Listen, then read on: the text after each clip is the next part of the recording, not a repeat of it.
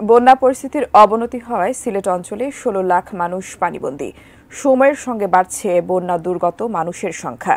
খাবার, বিশুদ্ধ পানি ও ওষুধের সংকটে চরম দুর্ভোগে পানিবন্দী মানুষ।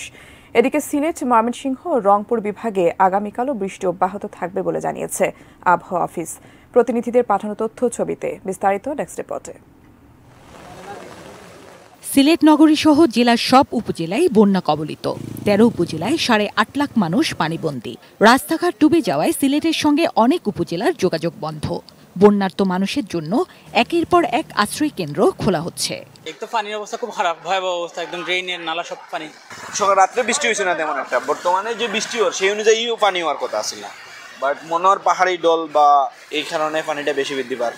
যদি নদীগুলো খনন করতো তাহলে অবশ্যই পানিগুলা নদীতে চলে গেলে এখানে আর বন্যা হইতো না।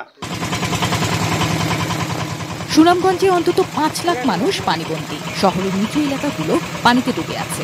বাসাবাড়ি, দোকানপাটেও পানি। এখনো প্রয়োজনীয় ত্রাণ সামগ্রী পাননি দুর্গত মানুষজন। ফলে দুর্ভোগে মানবেতর অবস্থায় পড়েছেন তারা। নিচে ইট দিয়া শুধু উচ্চ করিয়া আমরা এখন পর্যন্ত আছি। ধান টান ছড়া আছে, গরু বাছুর সব ছড়া করে পানি লাগে, পানি অনেক পানি হয়ে গেছে।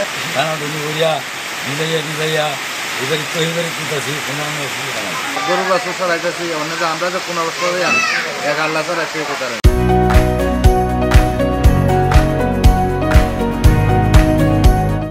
মৌলভীবাজারে বন্যা আক্রান্ত হয়েছে জেলা সদর সহ ৭ উপজেলা। পানিবন্দী অন্তত ৩ লাখ মানুষ। সড়কগুলো সব প্লাবিত, ফলে উপজেলাগুলো যোগাযোগ বিচ্ছিন্ন। উত্তরবঙ্গেও শোনা যাচ্ছে বন্যার পদধ্বনি। কুড়িগ্রামের চরাঞ্চলে ১৫,০০০-এরও বেশি পরিবার পানিবন্দী। তলিয়ে গেছে সবজি আবাদ, ভেসে গেছে পুকুরের মাছ।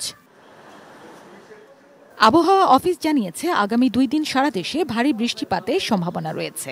বর্তমানে যে অবস্থা, সে অবস্থা মোটামুটি আকাশ মেঘলা থাকবে, কোথাও কোথাও বিক্ষিপ্তভাবে বিচ্ছিন্নভাবে বৃষ্টিপাত হবে, কোথাও কোথাও হালকা বৃষ্টিপাত হবে, কোথাও কোথাও ভারী বৃষ্টিপাত হওয়ার সম্ভাবনা আছে। রংপুর, ময়মনসিংহ, সিলেট এবং চট্টগ্রাম বিভাগের কোথাও কোথাও ভারী থেকে অতি ভারী বৃষ্টিপাতের যে প্রবণতা, সেই প্রবণতা আজ এবং আগামীকাল পর্যন্ত মোটামুটি অব্যাহত থাকবে। তারপরে বৃষ্টিপাতের প্রবণতা কিছুটা কমে যেতে থাকবে।